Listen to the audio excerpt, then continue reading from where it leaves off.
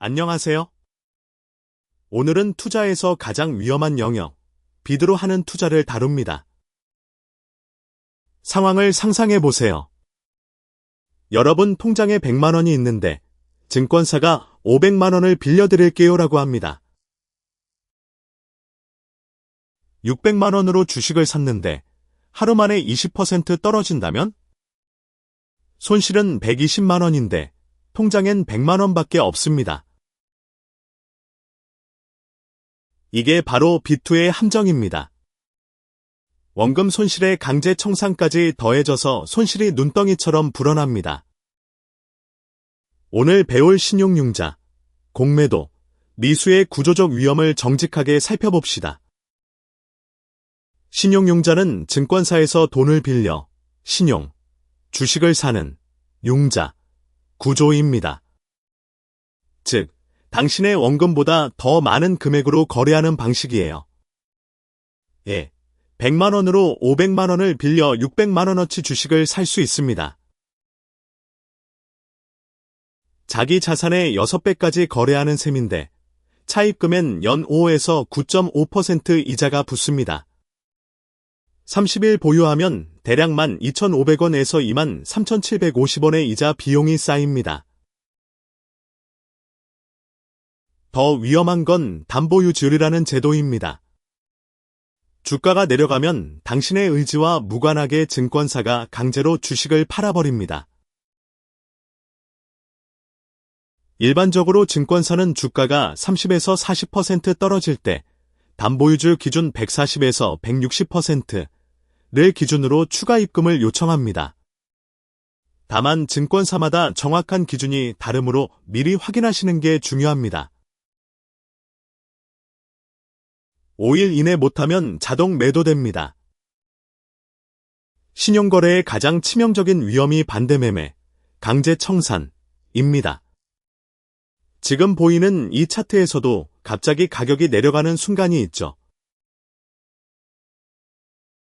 증거금, 신용거래의 담보금, 이 일정 수준 이하로 떨어지면 당신이 동의하지 않았어도 증권사가 자동으로 주식을 팔아버립니다.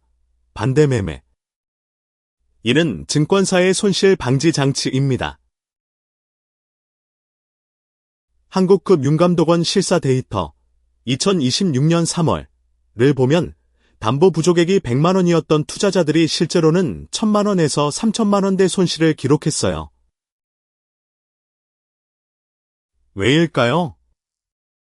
급락장에서는 할인 기준값, 급락 시 손실을 제한하기 위해 전일 종가에서 20%를 미리 깎은 보수적 평가값과 실제 시장가의 차이가 어마어마하기 때문입니다. 최악의 타이밍에 대량으로 강제 매도되면서 담보 부족 손실이 추가 슬리피지로 폭증합니다. 공매도는 신용융자와 정반대입니다. 떨어질 거다고 예상해서 주식을 빌려 지금 팔고 나중에 싸게 사서 반환하는 구조죠. 차입료는 연 0.5에서 5% 정도로 신용융자보다 저렴해요. 대신 90일 상환 의무가 있고 거래소가 과열 종목으로 지정하면 공매도 자체가 금지됩니다. 여기서 아주 중요한 점이 있습니다. 신용융자는 손실이 당신의 원금으로 제한되지만 공매도의 손실은 무제한입니다. 왜냐하면 주가의 상한선이 없기 때문입니다. 10만 원에 팔았던 주식이 20만 원이 되면 손실은 10만 원, 30만 원이 되면 20만 원입니다. 극단적으로 주가가 2배, 플러스 100%가 되면 손실도 원금 수준까지 커집니다. 다만 이것은 순손실이고 차입료나 세금을 제하면 실제 손실은 더 클 수 있습니다. 공매도의 핵심 위험은 손실 상한이 이론상 무제한이라는 점입니다. 미수는 결제할 돈이 없는 상태입니다. 신용거래나 공매도보다 일상적이라서 오히려 더 위험해요. 예를 들어 T일에 주식을 팔았는데 T 플러스 2일, 결제일까지 돈이 입금되지 않으면 미수가 발생합니다. 흔하죠. 미수 상태가 지속되면 1일 이자가 붙고 상거래일 이상 결제되지 않으면 거래소가 자동으로 정산합니다. 신용거래와 달리 미수는 법적 의무이기 때문에 정산하지 않으면 거래 정지나 신용등급 하락까지 초래합니다. 초보자들이 간과하는 부분이 바로 이 미수의 눈덩이 같은 누적입니다. 예를 들어 500만 원의 미수가 발생하고 월 이자율이 약 12% 정도라면 한두 달이면 이자만 50만 원에서 100만 원대가 누적됩니다.